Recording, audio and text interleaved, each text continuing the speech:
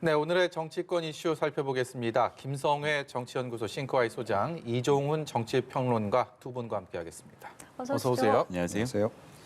네, 보름여 남긴 대선 레이스에 적지 않은 변수가 불거졌습니다. 안철수 국민의당 대선 후보 단일화 협상을 제안을 한 이후에 일주일여 만에 단일화 결렬을 어제 선언을 했습니다. 그리고 국민의당 관련된 목소리를 이어가고 있습니다. 먼저 보고 오겠습니다.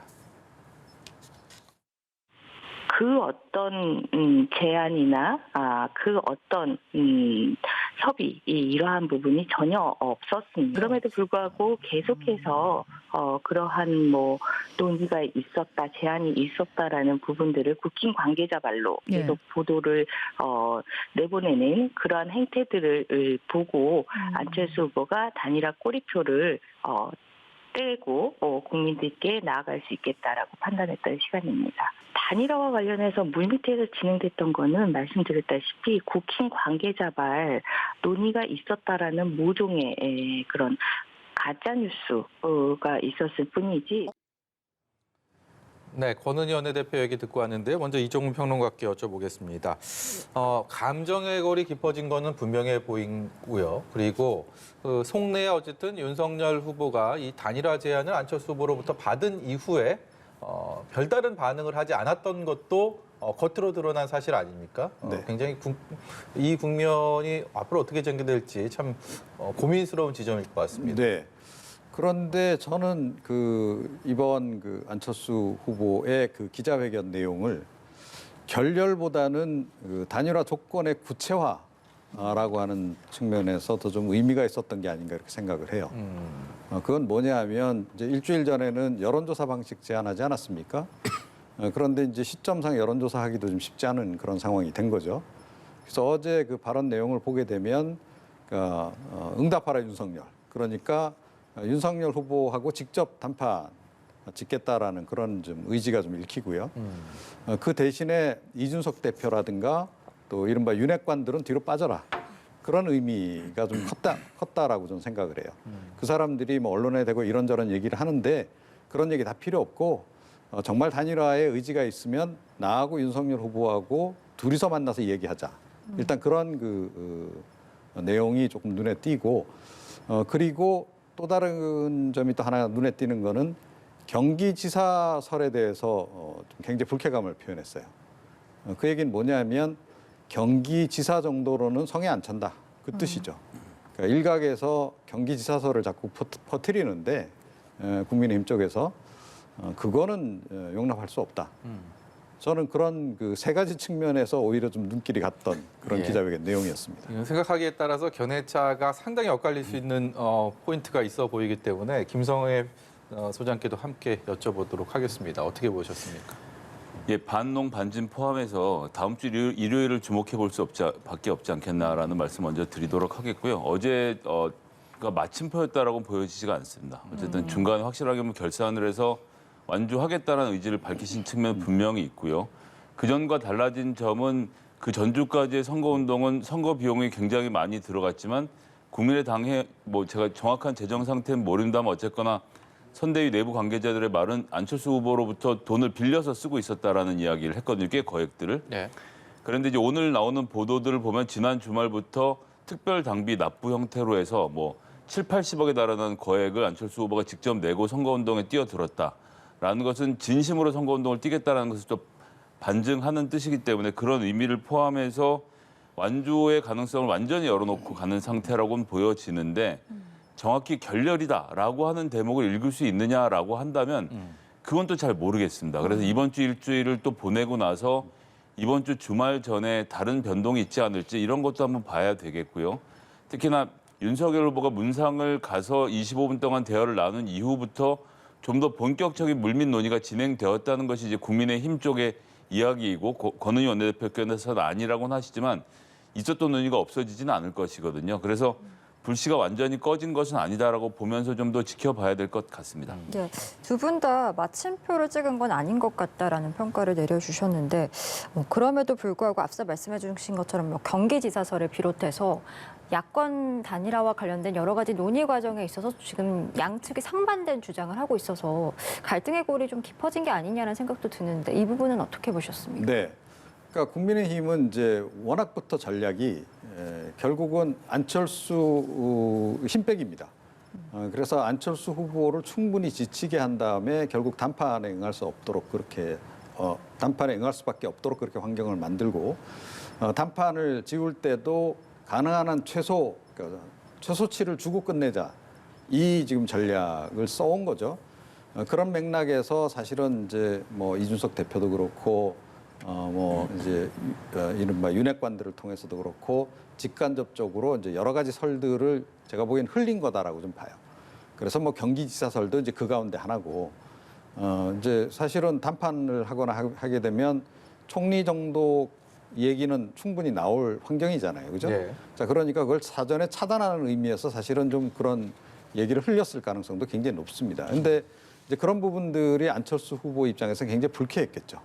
결국 이제 뭐 의도는 뻔한 건데 어찌됐건 그런 의도로 끌고 가려고 하는 본인이 속절없이 끌려가는 상황에 대해서 이대로 그냥 가서는 곤란하겠다라는 생각을 분명히 했을 것이고 그래서 제동을 한번 걸어야 될 필요성을 느껴서 어저께 굳이 기자회견을 한 게 아닐까 저는 그렇게 생각을 해요. 사실은 어제 기자회견 정말로 완주를 계속 할 생각이면 굳이 할 필요 없습니다. 예. 그냥 선거운동 계속하면 되잖아요. 그냥 행동으로 보여주면 되는 거거든요. 그런데 굳이 어제 기자회견을 한 이유는 뭔가 하여튼 저쪽에 상기를 시켜주고 마지막으로 일단 경고의 메시지 정도는 한 번은 던져야 되겠다. 그런 의도가 더 강했던 것으로 저는 그렇게 지금 읽고 있습니다. 끝까지 완주하겠다라는 얘기를 본인은 했음에도 이렇게 전문가들의 평가는 예. 끝이 아닌 것 같다라는 참 정치는 알 수가 없습니다. 안철수 후보는 첫걸음 다시 내딛겠다라고 얘기를 했는데 이 또한 그 어떤 첫걸음인지에 대한 것들이 다양한 해석이 나올 수 있다 이 얘기인가요? 예, 뭐 정확히 문장에서 이렇게 말씀을 하시죠. 단일화가 성사되지 못한 책임은 제1야당과 윤석열 후보에게 있음을 분명하게 말씀드립니다라고 이 문장을 명토 박았고요. 그리고 더 나은 대한민국을 만들 수 있는 비전과 실력을 갖춘 적임자가 누구인지를 가려보자는 말씀도 하셨거든요. 네. 그러니까 이 이야기는 거꾸로 말하자면 윤석열 후보에 여전히 결단이 남아있다는 겁니다. 이준석 대표와도 완전히 사이가 벌어졌을 때 생각해 보시면 의총에서 이준석 대표가 3시간 넘게 싸우고 이런 장면에서 이후에 보도가 나왔지만 윤핵관들 중심으로 해서 갈 필요 없다. 뭐하러 협상하느냐 이런 얘기가 나왔는데 마지막 순간에 사실은 이 상황에서 플레이한 사람은 윤석열 후보 한 사람이거든요. 본인의 결단인 겁니다. 그래서 내가 이준석 후보를 대표를 안고 가겠다고 해서 현장을 방문했고 그것이 굉장한 지지율의 상승의 모멘텀을 만들어서 여기까지 끌고 오지 않았습니까?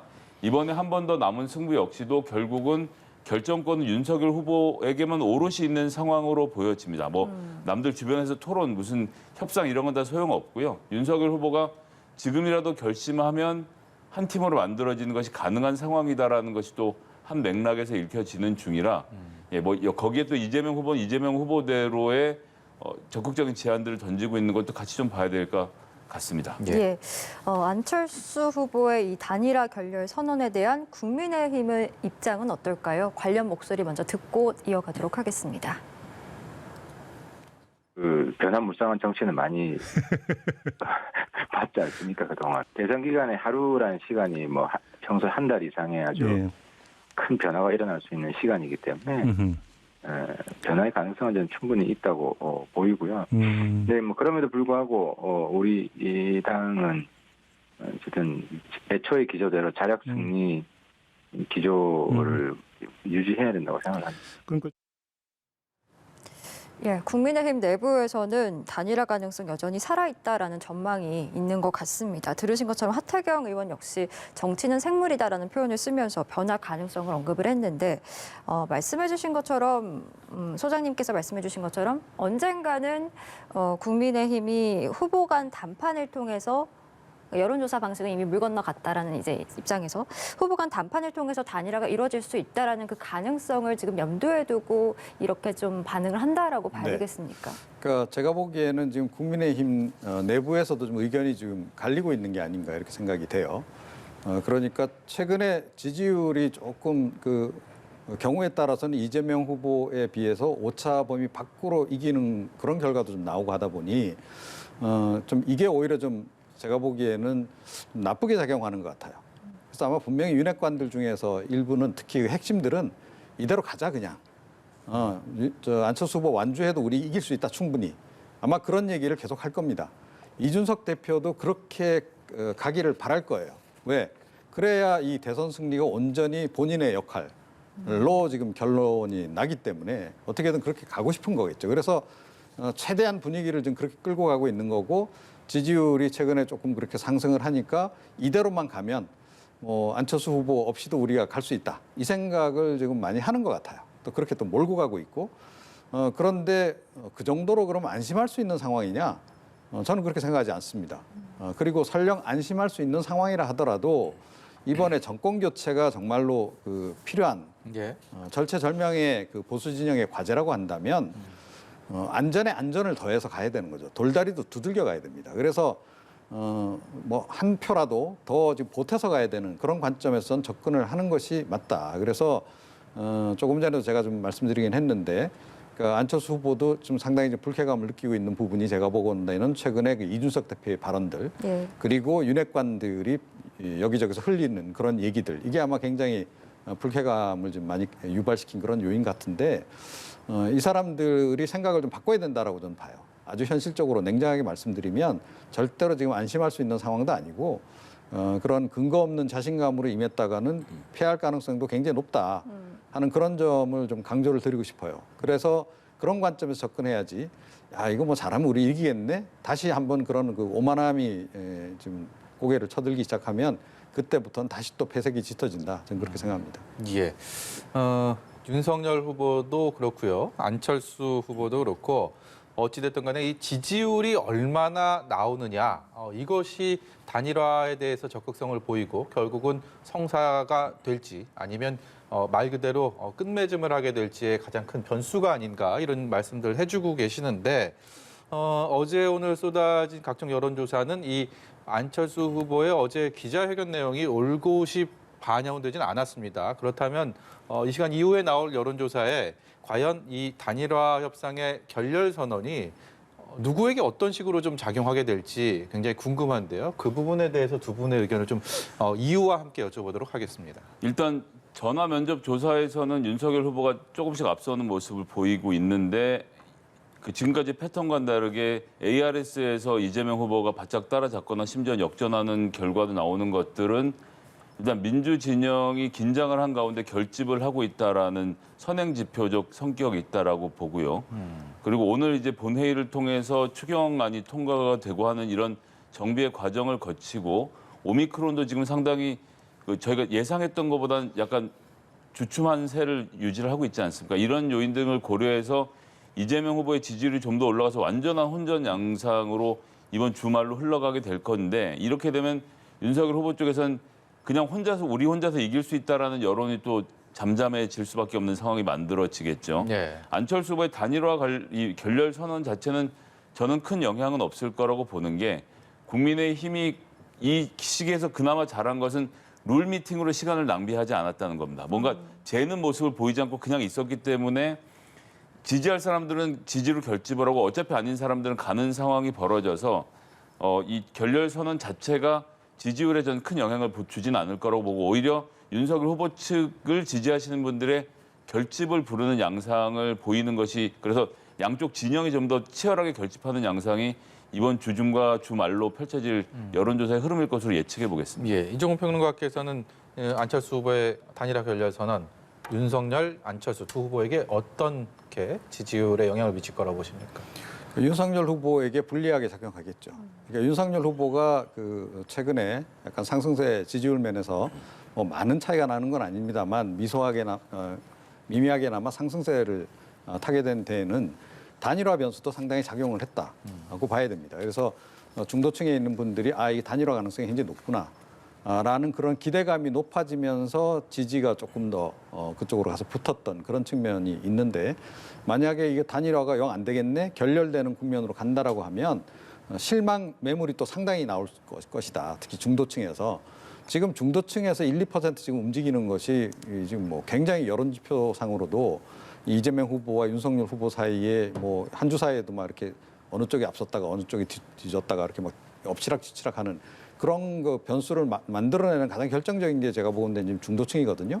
자 그런데 그 중도층 경쟁에서 과연 이 단일화가 결렬됐을 때 유리한 고지를 점할 수 있겠는가? 저는 절대로 점할 수 없다. 그리고 결렬이 확실시되는 순간 일정 부분은 빠져나갈 가능성이 높다.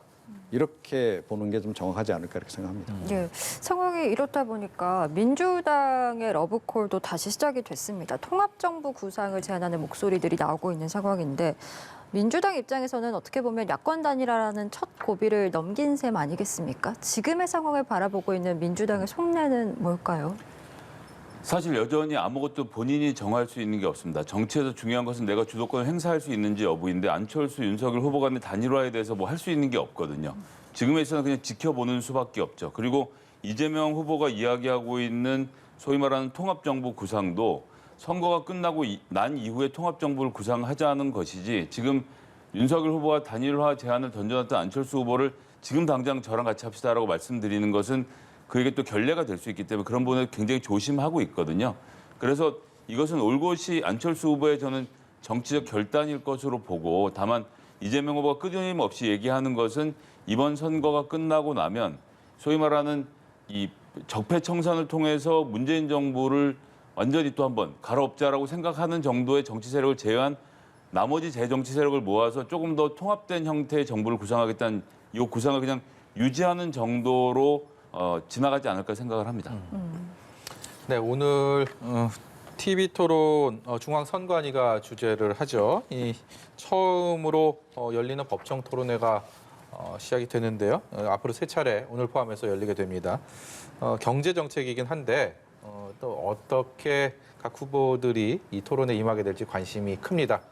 두 분께 관전 포인트 좀 여쭤보겠습니다. 어디에 좀 주목해서 봐라.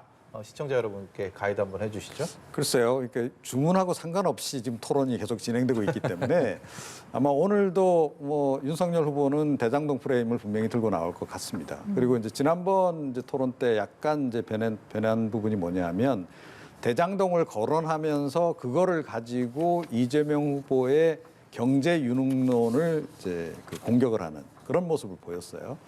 그러니까 뭐 굉장히 유능하다라고 지금 이야기를 하고 있고 경제 잘 알고 있다라고 얘기를 하고 있고 그렇게 얘기를 하는데 대장동 이렇게 한 거 보니 뭐 별로 유능한 것도 아닌데 당신 정말 유능한 거 맞느냐라고 지난번에 프레임을 그렇게 바꿨었거든요. 그래서 오늘도 그 프레임을 쓸 가능성이 좀 높지 않을까 이렇게 생각을 해요. 그래서 실제로 뭐 지금 뭐 경제 비전이라든가 또 뭐 우리 사회가 당면한 뭐 산업구조 개편을 비롯한 4차 산업혁명 뭐 이런 디지털 트랜스포메이션 이런 부분에 대해서 논의가 활발하게 진행될 것 같지는 않아요. 그리고 좀 냉정하게 말씀드리면 제가 조금 전에 말씀드린 이런 화두에 대해서 지금 대선 후보들이 잘 학습이 잘 안 돼 있습니다. 자 그래서 사회는 굉장히 급속하게 좀 변하고 있고 재계는 이미 많이 지금 변화의 한 중간 정도로 이렇게 막 돌입이 돼 있는 상태인데 후보들의 인식이 거의 좀 미치지를 못해서 지금 말은 막 해요. 디지털 뭐 대전환도 얘기하고 뭐 디지털 인재 100만 양성 얘기도 하고 하지만 그 내용을 잘 이해를 못하기 때문에 이걸 가지고 본격적으로 과연 토론을 할 수 있을까? 토론은 아마 그렇게 진행되지는 않을 거다. 그래서 결국은 정치 공방으로 흐를 가능성이 굉장히 높지 않나 이렇게 생각합니다. 예. 이재명 후보로서는 사활을 건 일대전입니다. 이번에 토론을 어떻게 하느냐가 사실상 대선의 성패를 가로짓는 굉장히 중요한 분수령이 될 거라고 봅니다. 선거 3주도 남지 않았는데 윤석열 후보가 이 벽에 부딪힌 것이 확실히 보이는데 그렇다라고 해서 이재명 후보가 치고 올라갔느냐 못 올라갔거든요. 그리고 언급량이나 여러 가지 면에 있어서도 부족함이 있었는데 이번에 경제 이슈로 붙을 때 확실하게 보여줘야 된다는 부담감이 있었는데 대장동 이슈와 관련돼서는 지난 주말 소위 말한 그분 논쟁에서 이재명 후보가 완전히 탈출할 수 있는 여러 가지 증거들이 나왔죠. 이런 점에 대한 좀 맹렬한 공격을 서로 주고받을 것으로 좀 예상을 하고 있고요.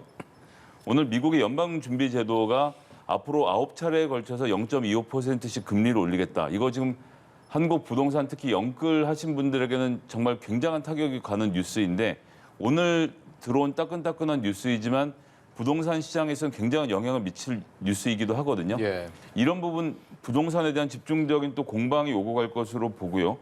4차 산업혁명에 이제 에너지까지 해서 특히 원전을 두고 완전히 원전으로 갈 것이냐 탈원전으로 갈 것이냐 간다면 어떤 방법이 있느냐를 가지고도 토론이 붙을 것인데 이것은 사실은 보시는 유권자들에게는 당장 내년에 내 집값 어떻게 하지? 이자는 어떻게 하지라는 걱정 포인트들을 서로 들고 하는 것이라서 오늘 어떻게 토론이 풀리느냐에 따라서 굉장히 좀 저는 그 어떤 토론보다는 중요한 의미를 가질 거라고 좀 보고 있습니다. 예. 예, 이렇게 선거일이 이제 다가오면서 토론도 토론인데 서로에 대한 네거티브 그리고 의혹 관련 공방들도 이어지고 있습니다. 지금 민주당에서는 화천대유 대주주 김만배 씨와 이 정여각 회계사가 나눈 녹취록을 공개를 했는데 이를 근거로 지금 윤석열 후보가 이 김 씨와 깊은 관계다라고 주장을 하고 있고 국민의힘은 즉각적으로 반박을 한 상황입니다. 네. 역시 말씀해 주신 것처럼 오늘 TV 토론에서 이 대장동 관련 의혹이 가장 치열한 어떻게 의제로도 선정이 될 것 같은데 예, 어떻게 그렇죠. 예상을 하십니까? 그러니까 윤석열 후보는 이제 대장동 의혹의 몸통은 이재명이다 이렇게 지금 얘기를 하는 거고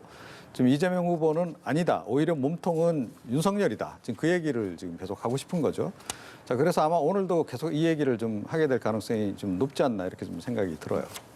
그리고 그런데 이제 이 김만배 씨 발언을 놓고 지금 양당에서 서로 유리한 부분만 딱 취해서 서로 뭐 계속 공격을 지금 해대고 있는 그런 그 상황인데 언제부터 김만배 씨의 말을 그렇게 신뢰했는지 저는 의문이에요. 각 당 모두.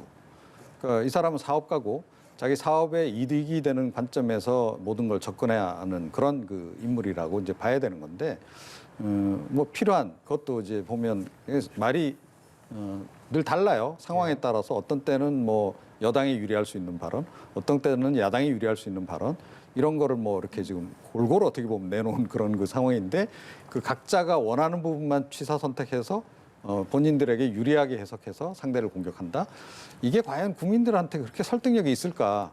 저는 의문입니다. 그래서 사실은 오늘 이런 공방은 좀 하지 말고 정말로 경제 이슈를 가지고 한번 제대로 진검승부를 해봐라. 그런 말씀을 좀 드리고 싶네요.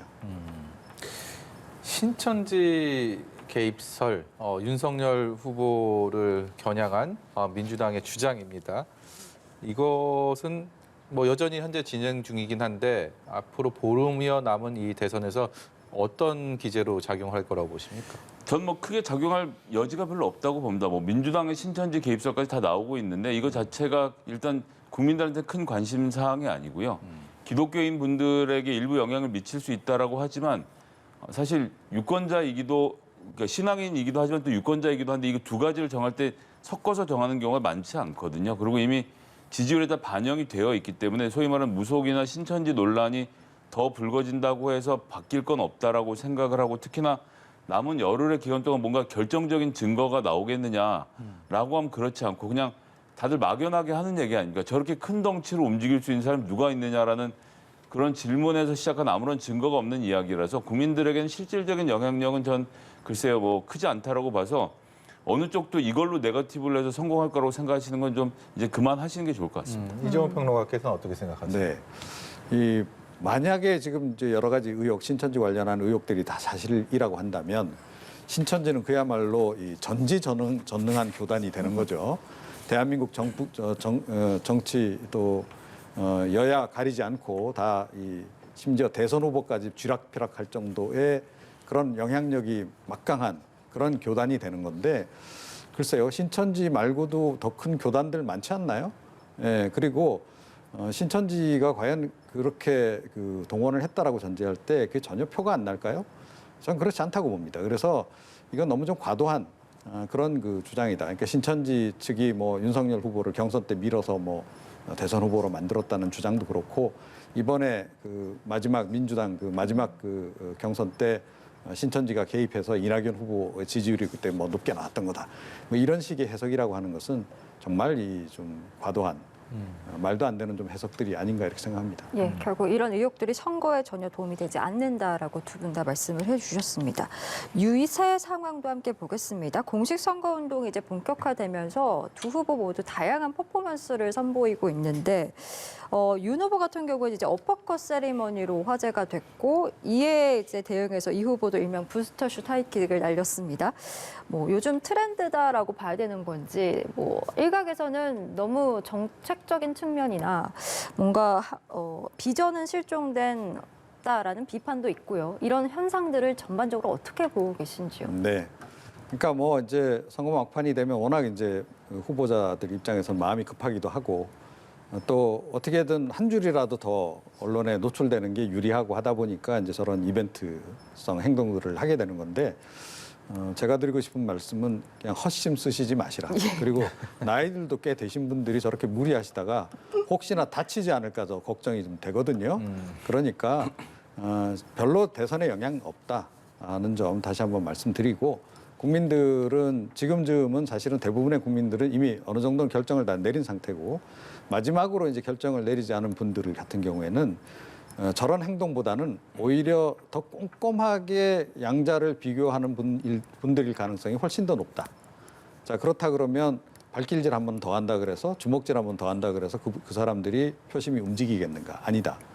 그거보다는 오히려 악재에 대한 좀 더 엄정한 대응, 또 반응, 또 해설 이런 게 더 설명 이런 게 더 필요한 것 같고 또 정책 관련해서도 훨씬 더 정교하게 가져가야 이 사람들 마음을 얻을 수 있을 것이다. 저는 그렇게 생각합니다. 네. 예, 소장님께서는 어떻게 보십니까? 이 사실 이제 본인들은 굉장히 억울할 것 같아요. 물론 어퍼컷을 날리기도 하고 킥을 날리기도 했지만 그런 와중에 예를 들어서 이재명 후보만 봐도 어제 오늘 이틀 동안에 걸쳐서 주식시장의 대응 책임지겠다. 그다음에 노후 신도시 재건축에 대한 새로운 입장들 내놓았고요. 국가 무한 책임을 이야기하면서 코로나 피해에 대해서 전면적인 보상을 이야기하고 계속 홍보하고 있거든요. 근데 이제 이런 얘기는 아무리 해도 국민들이 이제 어퍼컷한 사진 한 장만 자꾸 돌려서 좀 안타깝긴 한데요. 뭐 정책에 대한 얘기도 충분히 하고 있으니까 좀 그런 부분도 유권자분들께서 좀 관심 있게 지켜봐 주셨으면 좋겠습니다. 예. 마지막으로요. 오늘 또 국회에서는 중요한 일정이 있습니다. 추경이 이제 본회의에서 처리가 될 것으로 보이는데 여당 단독으로 하느냐, 여야가 합의 처리를 하느냐 그동안 참 많은 갈등 속에 국회에서 하나의 합의점을 찾은 것으로 보입니다. 추경의 규모 그리고 시점에 대해서, 시기에 대해서 두 분께 좀 총평을 여쭤보도록 하겠습니다. 저는 사실 이번 추경 필요치 않다라고 생각합니다. 개인적으로. 그러니까 조금 전에 이제 미국 연준 얘기 좀 했습니다만 미국이 지난해는 굉장히 재정을 많이 풀었었죠. 그런데 지난해 하반기부터 시작해서 지금 돈을 그야말로 시중에 이제 풀린 유동성을 좀 걷어들이는 작업을 지금 하고 있거든요. 그러니까 보복 소비 단계가 이미 이제 끝났다라고 보는 거고 이제는 경제를 좀 정상화 시켜야 되기 때문에 일시적으로 풀었던 이제 돈들을 걷어들이는 그런 과정으로 좀 접어드는 겁니다. 근데 우리 정부는 지금 계속해서 돈 더 푸는 쪽으로만 지금 노력을 하고 있어요. 이게 과연 세계 경제 흐름하고 맞는지도 좀 의문이고, 그리고 뭐 코로나도 지금 오미크론 국면으로 접어들면서 거의 뭐 주요국들 같은 경우에 독감 수준으로 관리를 좀 하고 있고, 우리 정부도 지금 그런 방향으로 전환하고 있는 그런 그 상황이잖아요. 그러니까 한창 위기가 고조됐던 국면은 이미 좀 지나가고 있는 겁니다. 자, 그렇다라고 한다면 그 사이에 지금 재정을 너무 사실은 좀 남발을 해서 제가 보기에는 과도하게 지금 국가 부채가 증가했기 때문에 이게 바로 지금 효과가 나타나지는 않겠지만 1, 2년 뒤에는 아마 그 여파가 상당할 겁니다. 그거를 최소화시키기 위해서 지금부터는 재정 투입을 오히려 줄여야 되고 지난해도 보니까 뭐 재정 흑자가 뭐 난 것처럼 이렇게 얘기했지만 실제로는 뭐 적자로 이제 나왔던데 이제 그런 부분들, 그러니까 설령 세수가 많이 거쳤더라도 이거는 그 동안에 발행한 채권들을 갚는 쪽으로 벌써 움직여 가야 된다. 그렇지 않으면 다음 정부 들어가서는 아마 집권 초기에 초긴축 재정으로 들어가지 않으면 안 되는 상황이 될 것이다. 그러면 너무 냉온탕을 오가게 된다는 거죠. 그래서 개인적으로 저는 뭐 추경안에 대해서 반대는 합니다만 그럼에도 불구하고 정치권은 대선을 앞두고 있기 때문에 이번에 뭐 결국은 이 추경안에 합의를 하지 않을까 이렇게 생각합니다. 네. 예전 뭐 채무에 비해서는 좀 다른 생각을 갖고 있는데 GDP 대비 국가 채무 비율이 뭐 미국, 독일, 일본 등 대부분의 선진국들이 10%에서 20% 아주 급격하게 과격하게 채무를 지난 1년 동안 늘려왔습니다. 우리나라는 4% 수준에서 완벽하게 막았다라고 해도 뭐 과언이 아닌데요. 대신 개인 채무가 8에서 9%로 늘어나는 등 개인에게 책임을 미뤄왔던 것이 작년의 일이었고요. 그래서 아직도 우리는 실질적으로 보상도 하지 않은 단계이기 때문에 320만 명에게 300만 원 플러스 알파 아마 100만 원 정도 더 얹은 400만 원 수준에서 아마 타결이 될 것 같은데요. 그런 정도라면 지금 초과 세수로 거둔 돈 등으로 해서 충분히 풀 수 있는 여력이 있는 일이라고 생각을 해서 야당이 무턱대고 반대할 수 없는 사안이었기 때문에 뭐 날치기다라는 이야기는 있었지만 오늘 결국 잘 합의를 했고 이거는 뭐 여야를 떠나서 정말 이 코로나 때문에 고통받고 있는 소상공인들 위해서 이 정도는 꼭 해드려야 되는 일이 아닌가라는 말씀드리겠습니다. 예, 알겠습니다. 저희 오늘 두 분 말씀은 여기까지 듣도록 하겠습니다. 김성회 정치연구소 싱크와이 소장, 이종훈 정치평론가와 함께했습니다. 오늘 말씀 고맙습니다. 고맙습니다.